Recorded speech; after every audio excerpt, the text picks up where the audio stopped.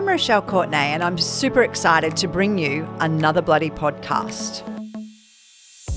Welcome to another episode of Another Bloody Podcast. Today I'm going to talk to you about It's in the Bag, one of my favourite parts of Share the Dignity. Right now, we're currently in the swing of It's in the Bag, and we are so close to collecting our 1 millionth It's in the Bag donation, which, to be honest, fills my heart with such pride. It's in the Bag came from the fact that on a Sunday afternoon in Brisbane in 2015, I was cleaning out my bathroom cupboard, and I was a personal trainer. I also was a netball coach. People had given me so much stuff, and everything in that cupboard was brand new. So it was all still intact. I put the items into 4 different bags. I happened to drop those bags into a domestic violence shelter, which is close by to me. And I knew that shelter was there because of the work that we'd done with the Dignity Drives earlier in the year. 4 girls were in a unit each. Each one of those girls were under the age of 25, and they had children, and they had fled domestic violence. They were so young. And I'll never forget a young girl telling me the story about how she had not received a Christmas gift since she was 10 years old, and that this bag was the first gift that she'd got for Christmas.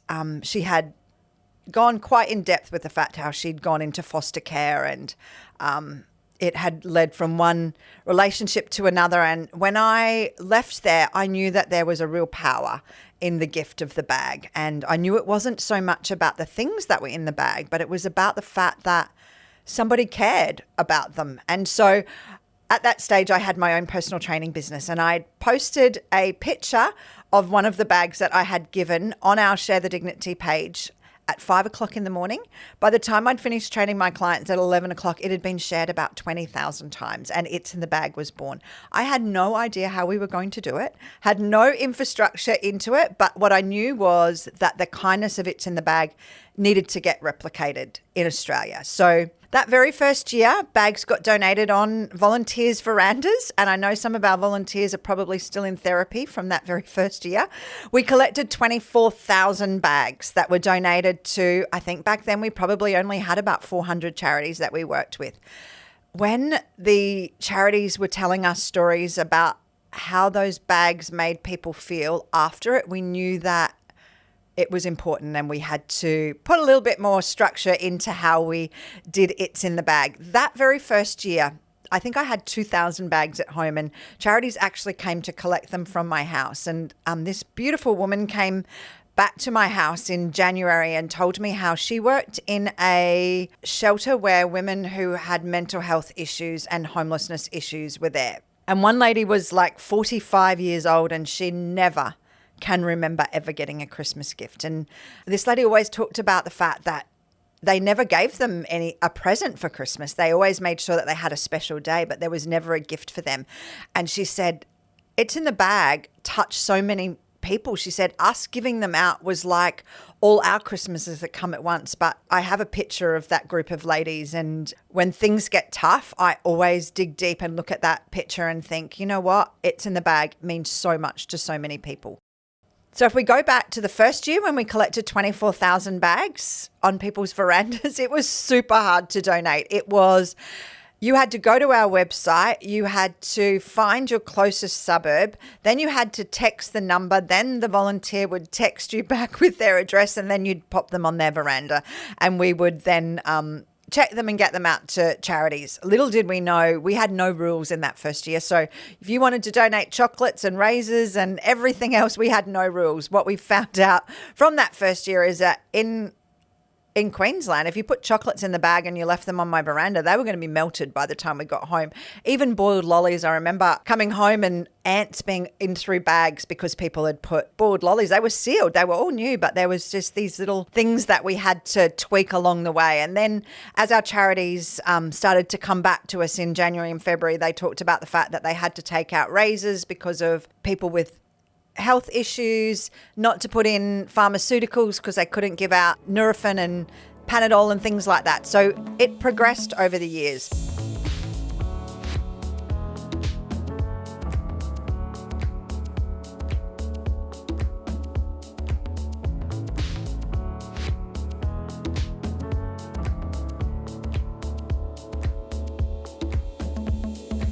The next year when we did It's in the Bag, we thought we'll do some special stuff. And so we captured some pictures, and my dad at that stage used to dress up as Santa for Christmas every year, and he used to be a Santa for Myers. In 2016, we asked him to come along and get some pictures with his hands full of bags. And in 2016, we collected 110,000 bags from that campaign.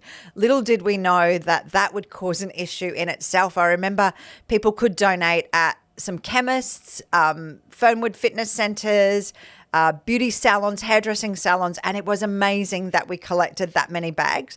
But it also became a problem because the floors were covered. I'll never forget Brazilian Beauty at Clayfield actually calling me and saying, "A school's just dropped off 300 bags. It's amazing, but we can't even do any treatments in our beauty rooms because it's all full." And you know what? A volunteer had actually already picked up the night before, and they were like, "Please, can you get somebody here?" And I was like training my clients, and I was thinking, I can't even get there till 12 o'clock. So the beauty of It's in the Bag has caused some issues along the way, which we've had to sort out. And in 2017, when we wrapped up It's in the Bag, we did a post on our social media. And actually, it wasn't we, it was me, because it was only me who was doing social media at that stage. I just had a picture of Bunnings and thought, you know what, how amazing would it be if every Bunnings in Australia had a pallet box at the front of their stores and they helped us collect them. Everybody knows where their local Bunnings is, and Bunnings had enough space. And so on our social media page, I asked everybody to tag Bunnings to help us to share the dignity. And to be honest, the next day Bunnings called me, and we have been working with them ever since.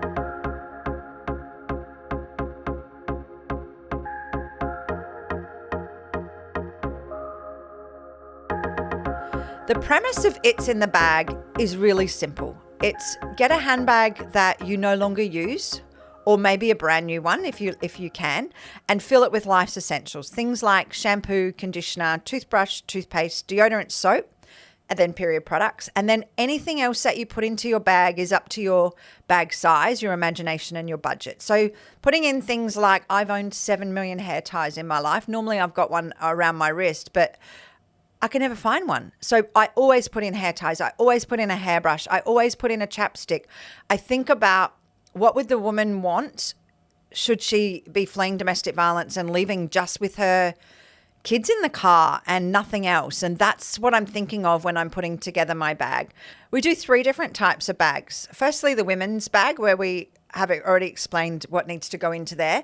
Then there's the teen bag, and we ask you to tie a yellow ribbon on it. And when we're talking about putting together a teen bag, we do the teen bag because early on in 2016, I was hearing stories about how girls who were living in residential care and who were no longer in foster homes didn't have somebody to give them a gift, and that they were giving them the women's bag. And I thought, you know what, we could create a teen bag. So what we're asking you to do with a teen is give them the things that they would want. So we had this story of this young girl who received a bag. She was 18 and she got the bag through where she'd gone to school. She'd just also moved into her own unit. I can't even imagine somebody's baby without having somewhere to live, let alone the very basics. In her bag was a towel. She talked about that towel and how it was the first towel she'd ever owned on her own. Oh, sorry. Sorry. Don't look at me. It was so heartwarming to hear that a bag for a teen could make such a difference, and that her having her own towel was everything to her. And when we talk about waking up on Christmas Day and knowing that we've got a bed to sleep in, food in the fridge, and our house full of love, I always think about that little girl who got a towel and was so very happy about it. So we ask you to put together a teen bag, tie a yellow ribbon on it, put things in there that you know that your teenage self would want, or you would give to your teenage daughter or niece, and things like, you know, a nice smelling perfume, or maybe some bangles, or some colouring in books, some mindfulness stuff, the things that this is the only gift that they're going to get. The other bag that we do is a mum and bub bag. And what we ask you to do is to put together the bag of essentials for the woman. So that's, again, the very basics like shampoo, conditioner, toothbrush, toothpaste, deodorant, soap, period products.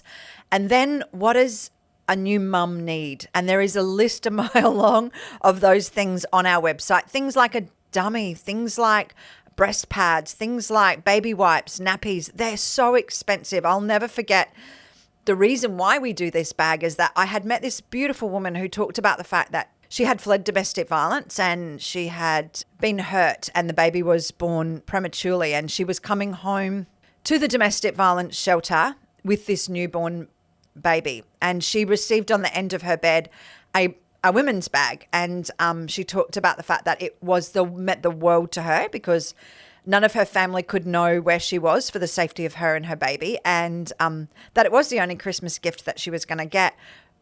But then she talked about the fact that the people in the refuge had tried to give her some of the things that she could have for her baby, and she didn't have everything that she needed. And I thought then, oh my God, let's do a mum and bub bag. I couldn't imagine my daughter being in that situation or not having those basic essentials for my grandbaby, let alone anybody's baby. And so that's how It's in the Bag for mum and bub bags came about. We never get enough of those donated, and I absolutely know why, because they're super expensive. I'll never forget going shopping to Woolies and getting all of the things. I literally stood there like the man in the period aisle. I had no idea what to buy. I couldn't believe the price of even Pseudo-Cream. $10 for Pseudo-Cream. Every single one of those items is actually quite expensive, and every single new bub deserves to have the very basic of essentials. And so when we ask you to put together a mum and bub bag, maybe it's not something you can afford to do on your own. Maybe it is something that you do with your girlfriends, but every single one of those bags makes a difference to two people. I'm going to read you a story that was sent to our Facebook page yesterday, and I want you to know that I haven't read this before. I was in a dangerous DV situation. I was only with him for about 9 months, but it turned violent very quickly. On New Year's Eve, he tried to kill me. He broke my skull and tried to rape me. Thankfully, a neighbour called the police and a DBO was put out against him. He wasn't jailed at this point and only was finally sentenced to jail for 8 years, only 3 months ago. I was accessing support through the Escaping Violence program through Uniting Care, and they helped me move house and got me an It's in the Bag. I remember it had a handwritten note that said, "You are not alone and you've got this." The note made such a difference. It was so good because often you leave a shelter with a plastic bag or something similar, but the handbag had some dignity about it. I took it with me to this trial, and it gave me a bit of hope that I wasn't alone, that other people go through this too. I have now started my own business and put together bags wherever I can. This year I donated 13 adult bags and 6 mum and bub bags. In my bag, there were some extras like a bunch of hair ties, face masks and scrunchies that I thought were really good to add. I received face wipes in mine too, which was amazing because I was moving locations and didn't always know I would be able to shower. So I put that in the bags too. It feels so good to be able to give back now. And I have gotten my mum and friends to jump on board and put together bags too. Reading stories like that, where somebody has received a bag and then has turned around and put together a bag, makes my heart so proud of It's in the Bag. It really is the gift that keeps giving. It's in the Bag. It touches so many people's hearts, from, the person who puts together a bag. I put together a bag because it's so selfish. It feels so good. And I know that when I wake up every Christmas morning, the first thing I think of, and I know it's wrong, I should be thinking my family, but the first thing I think of is that woman who is waking up today and is getting a Christmas gift and is knowing that we care, that we've got her. And that's the magic of It's in the Bag. When you're putting together a bag, it's got nothing to do with you. It's got to do with the person that you're never going to meet. We then look at the volunteers that pick up those bags from Bunnings. And you know what? There's also the Bunnings staff. They absolutely love being part of it. I love going to pick up my bags from Bunnings. They also generously help us to load them into the car. And then there's the charities that we work with. We work with 3,500 charities who wouldn't otherwise be able to give them a gift like this. And for them to be able to hand them out is so heartwarming to hear their stories. Then there's the woman who receives a bag. It touches so many people's hearts, and it's really hard to imagine that this didn't even exist 10 years ago. And while I may have started It's in the Bag, it is the people's charity. It is about every single one of you who've put together a bag, had a conversation, received a bag, given hope to somebody else.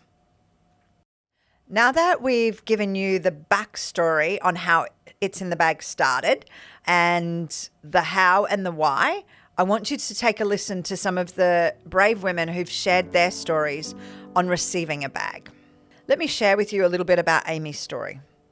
After falling into a controlling and abusive relationship, Amy and her daughter endured fear, isolation, and manipulation. Realizing the danger they were in, Amy bravely escaped to rebuild their life. After escaping, Amy and her daughter received an It's in the Bag donation that renewed their sense of hope and reminded them of the kindness they deserved. Things were really, really tight, like so tight, like toast for dinner tight. And my counsellor is the most loveliest lady in the world. She rang me and said, look, she said, we've just got a donation. And she said, I just really think that this would help you and your daughter. Can you come down between these times, wear a mask, and I've got a little something for you both. And I was like, oh, that's really special. It was like a box of chocolates or something for Christmas, not realising that we both got a bag. And at that point, I didn't know what they were. So we took them home, and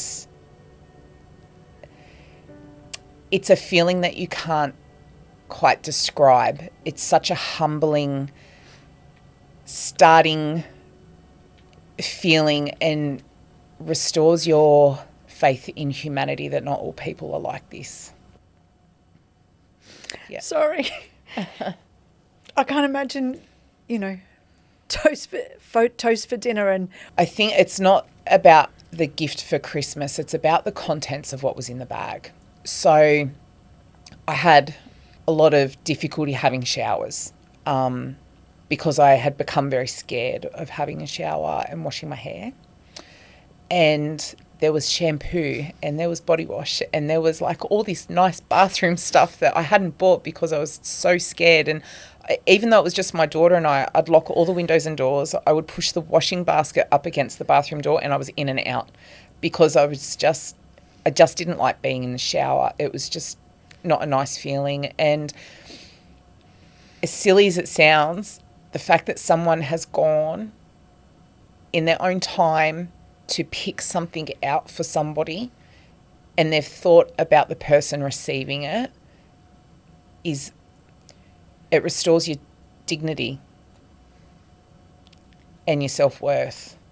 And I do deserve to have these things, and I do deserve to have a shower and smell nice and wash my hair with nice hair products and, put on some nice deodorant and brush my teeth with a new toothbrush. And nobody would understand that feeling, I don't think, unless you were in that situation.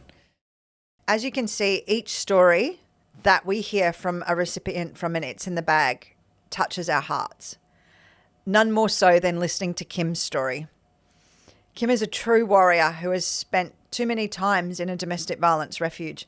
Never until the last time did she receive an It's in the Bag donation. Take a listen. Your bag's not a small gift. It's more than a gift. It is encouragement. You all of a sudden feel like someone heard you. You all of a sudden feel like someone cares. You all of a sudden feel like, I'm sorry. No, I shouldn't be saying sorry. You don't never have to be sorry. It's just not about the sanitary items. The favorite thing in the bag, I still got goosebumps. It gets me every time, is women who have been through domestic violence. You cry a lot, you sweat a lot, you are frightened, you are petrified of your life, you don't get in the shower, you're not safe in the shower, you can't be not on your guard for a minute. So one of the most amazing things is that I had a bottle of shampoo and conditioner. I didn't have very much. I've got like mouse hair, it's not like I've got these big long locks, but I got to get in, have a shower and wash the whole day away. And I had this like silky, soft, fairy floss hair, which felt really beautiful. But the smell, smells are really important. We always go when you mow the lawn in summer, it reminds you of summer, the grass. summer storms and stuff like that. So I, unfortunately, much to my hairdresser's disliking, I still use that shampoo and conditioner that I can get from Dollars and Cents. And I love it because it was the first day of the rest of my life. It empowered me to go, you know what? I've got me, I've got my daughters, and there is a whole tribe. I don't know who they are. I don't know where they are, but they've got me. So your bag was this time the most powerful act of kindness that I had ever experienced from head to toe. I have heard Kim's story 100 times, and every time it gives me goosebumps. I want to share now Carly's story, a resilient mum and former Share the Dignity volunteer. While staying in a women's shelter, she unexpectedly found herself on the receiving end of a mum and bub bag. After years of dropping them off at charities, it seemed ironic. Initially hesitant, Carly only took what she needed right away, but later, as she explored the bag's contents, she felt an overwhelming sense of gratitude for every thoughtful item inside the bag. It's in the Bag is my favourite part of the year. Do you have a message you'd like to share to somebody who is thinking about putting together a bag but not really sure? Go through your cupboards is a great starting point to put together a bag. And don't be afraid if you've only got a few things as well. Team up with your best friend. Make it fun. We did a wine and cheese night and we all brought along our own things, and one of us had bags and one of us would have the other products, and we made a night out of it. And I think it would be really, really good if we could get more people doing that as well. And for me, you don't know if it's the person sitting next to you at work. You don't know if it's the person you see when you drop your bub off at daycare. You don't know who it is that's going through this or who might need a bag, especially coming up to Christmas. So don't be afraid to spend that $30, the $40, the $50 on putting together a bag. It actually, over the course of a few weeks, it's $1 or $2 for you to do that. And it means so much. And I still have my body wash now. I still have some of the products that I got in my bag now, and that's going to get me through till Christmas. And I can't thank everyone enough for that. Fabulous thing. Sometimes when we don't collect enough bags, I'm always super sad, because what I've always wanted was that every woman who's spending Christmas in a domestic violence shelter will get a Christmas gift, because otherwise you wouldn't get anything, right? What could you imagine it would feel like if you'd got into that shelter and you didn't get that? It helped me settle into the place. Oh, now we're both crying. Excellent. It helped me settle in, so it helped me feel like it was okay, because I knew where the bag was coming from, and I knew that you guys worked so hard to put these bags together. And I sat there and I was like, there's so much love and energy that goes into this, and that's what I actually thought of. And if I turned up and there was nothing on my bed, I would have felt really out of place, because I didn't feel, it's like a welcome pack, and you've got one of everything to get you through until you work it out, until you come out of that fuzz of what am I doing here? And it made everything all right. And that's what you're doing for people. So if you're thinking about putting together a bag, I need you to put together a bag, because it really is. It just makes everything all right. Not super great, because you're still in a domestic violence refuge, right? But it makes it okay. And that's something that we all get to play a role in, is making you feel loved and supported and all right. Yeah.